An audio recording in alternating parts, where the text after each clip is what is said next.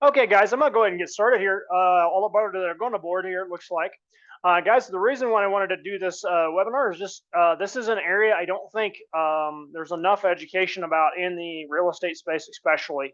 You'll hear a lot of things on Bigger Pockets. There's just a lot of misconceptions and a lot of I don't want to say fake news, but there's a lot of kind of scammy courses out there that talk about asset protection and selling you something you probably like a factor of 5,000 that you don't need for the most part. But we'll definitely get into the, when should you need to go to that extent. But anyway, I wanted to begin and talk about why I'm here. Um, I will say that my dad was a truck driver. My mom was a hairdresser.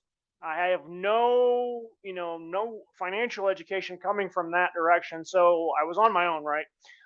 So I got interested in of course, the '80s with the Wall Street boom, of course, and I really wanted to know more about. Okay, how do you become wealthy and really, really, really, really do well? And one of the concepts that eventually bubbled up was asset protection. And instead of spending time on servicing billionaires, I'm like, I don't really, that's not really my avatar, right? I really want to share with folks that were like me, interested in learning more about, how do I protect my assets and how do I keep them safe? And when you're trying to build wealth, and that's who I most care about in this webinar and who I'm gearing this toward. And so, and I will say that you can spend $1,000 an hour to get this kind of advice too. The really high-end lawyers can for the high-end asset protection plans can really, really go crazy on different stuff. But I wanted to at least share with you the bottom line and the basics of what you need to build your plan around. So tonight we're just going to talk about asset protection basics. What are the basic rules of the road that you need to be aware of in order to execute your asset protection plan? Two, we'll talk about who needs it, and more importantly, it's what layer or how the degree of sophistication, and we'll talk about that a little bit. And then finally, we'll talk about basic asset protection strategies and cover what that should look like for you.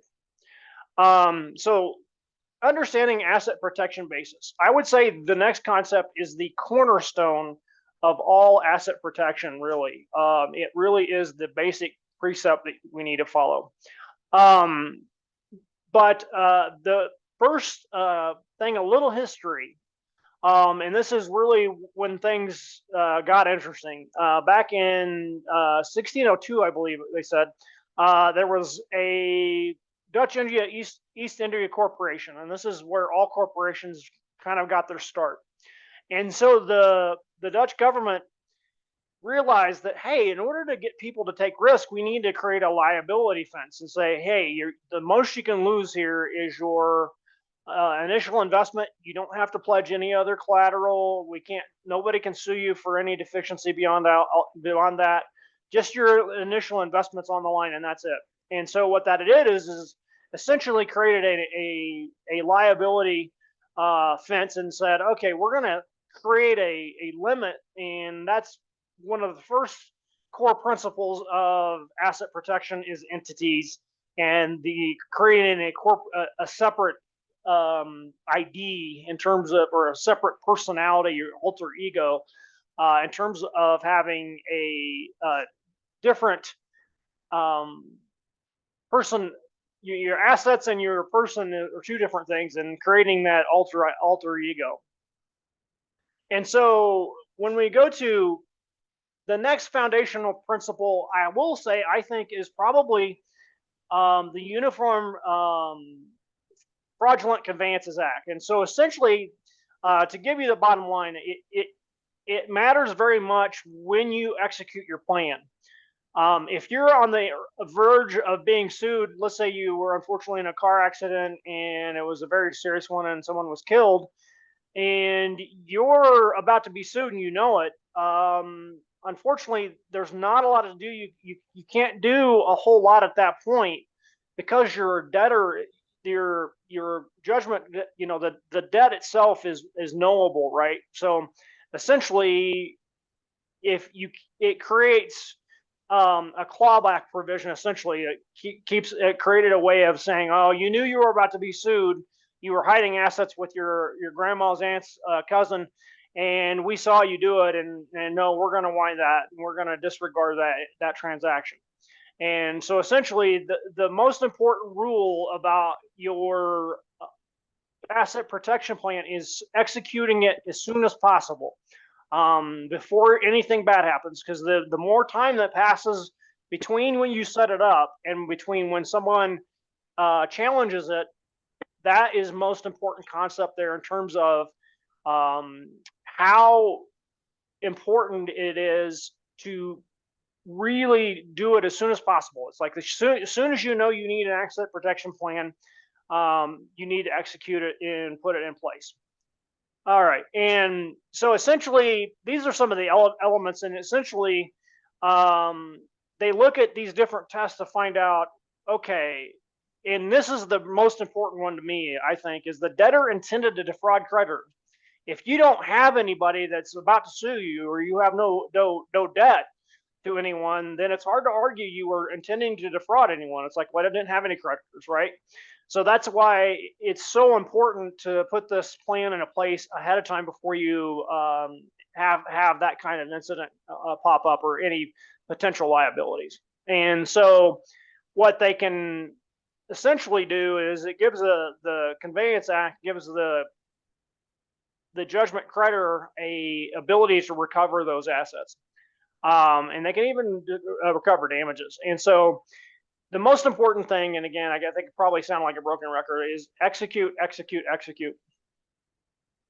All right, and the next separate but related concept is piercing the corporate veil. This is the third foundational principle, and it's basically, this is how you could get your plan defeated, essentially. So if you don't follow corporate formalities and form your corporation in a manner which is consistent with all the formalities, and you're not using it as a personal piggy bank, for example, that's a number one way of getting it defeated. If you're buying lunch and dinner, and you're commingling funds, also, that's another big one too. If you're commingling funds and you're using confusing accounting methods, and you're not observing the alter ego sham, so you basically have to really be careful when it comes to a smaller corporation, and you have to really watch your P's and Q's on how you're handling the money, and most importantly, the records, and make sure that you're having annual meetings, for example. It's like, if you don't have annual meetings, then it's a sign, hey, no, that's not really a legitimate corporation. So you have to make sure that you're observing formalities.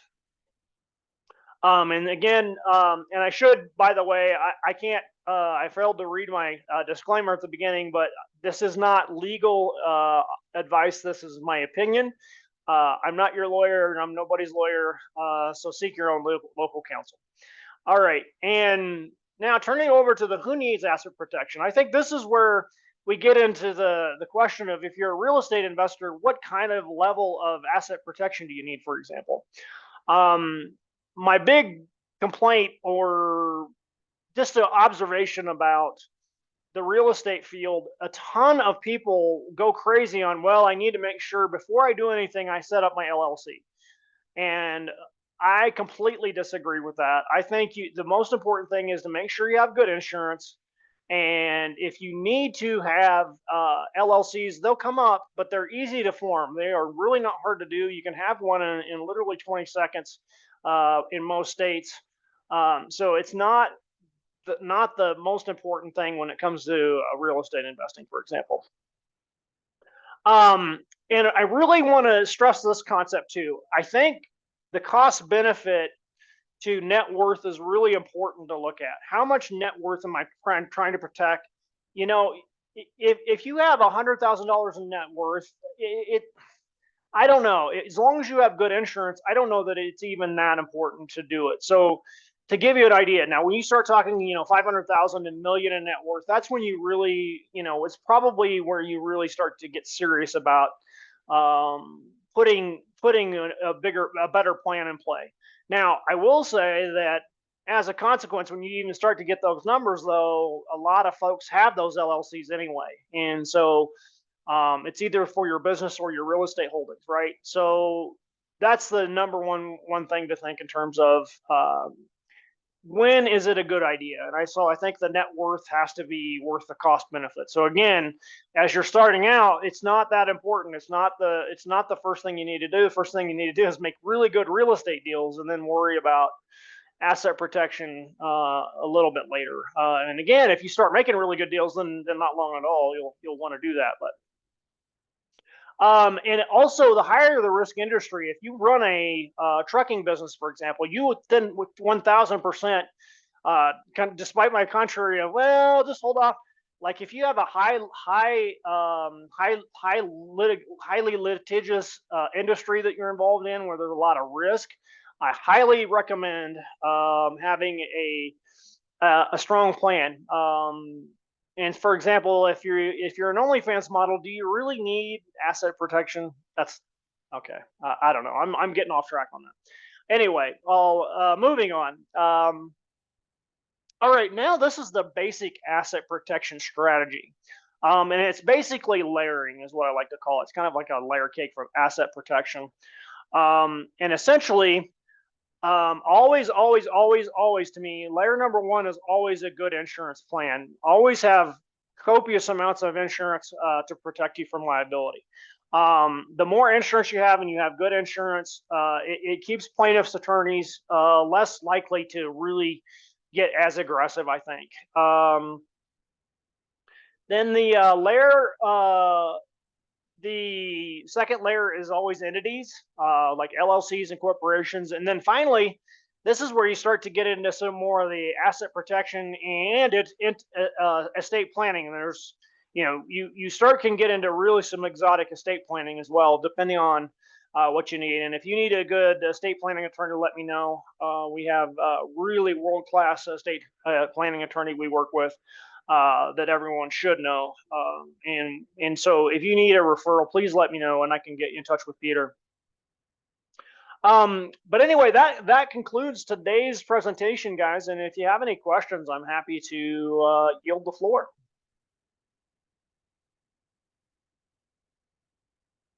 Thanks, Doug. You bet. Eddie, how are you doing? I'm all right. So when you say insurance, what insurance are you referring to?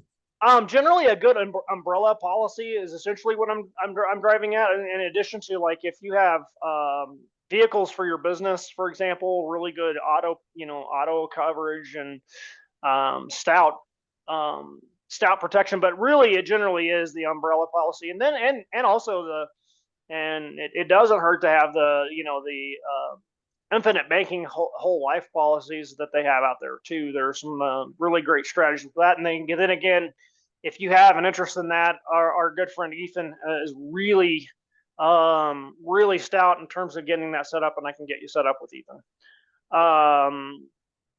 So really, that's the first concept, is the umbrella insurance. Okay, thanks. Sure.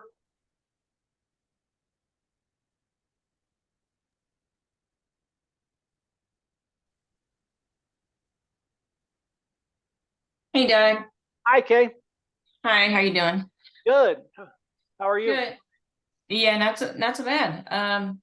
Question for you, because this has come up in conversation a couple times. If someone is interested in a property or business, however they want to, whatever they're interested in, whatever their investment is it a bad idea on a legal perspective to invest with a revocable living trust first, being that those are that might be where the assets are coming from to make the purchase? Say you're doing cash, and then convert it to an LLC if you want to, for that protection, as well as get the insurance, rather than do the reverse? Yeah, that's an interesting question.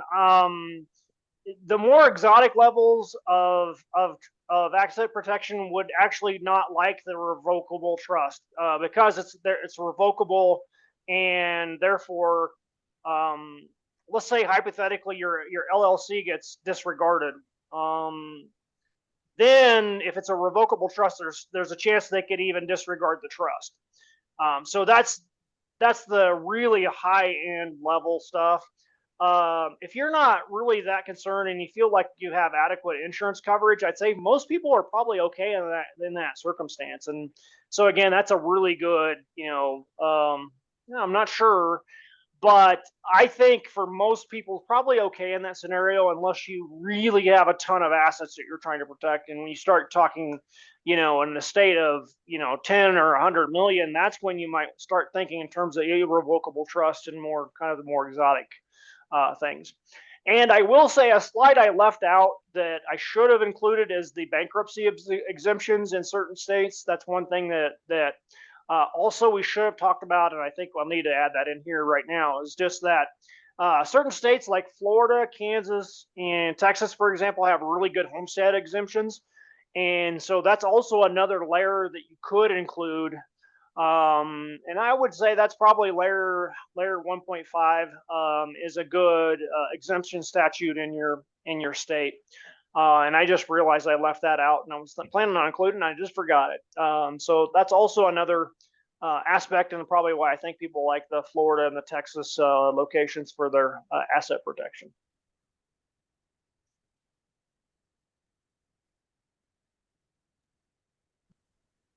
So Doug, to make a purchase of real estate, what would be the best way to hold that asset? Is it in your personal name or is it in a business name? Well, I would say most real estate companies are going to be, if you're taking outside capital, they're going to be a single remote entity anyway. That's generally just how it's done. Every different deal has its own LLC essentially. Now you could have a serial LLC if you're a solo investor. But I would say just an LLC, and part of the reason, there's a tax reason too. If it's in the business name and a C corp, that doesn't flow through to you, and you lose a lot of the benefits of having a real estate investment versus in a business. And so you don't really want to do it in a C corp in that sense. So certainly. I really do believe that an LLC is the ultimate way to invest in a real estate deal. And of course, if you bring in outside capital, it's not even a question. That's how it's going to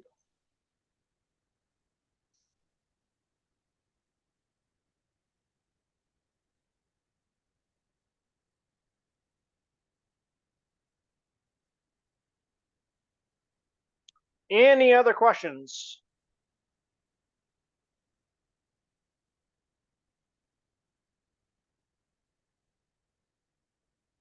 All right, guys. Well, thank you for coming out. We're going to continue to find different ways of adding value. And if you guys have any ideas for a webinar you'd like me to do and you'd like to see it, please let us know. And we'll look forward to talking to you soon.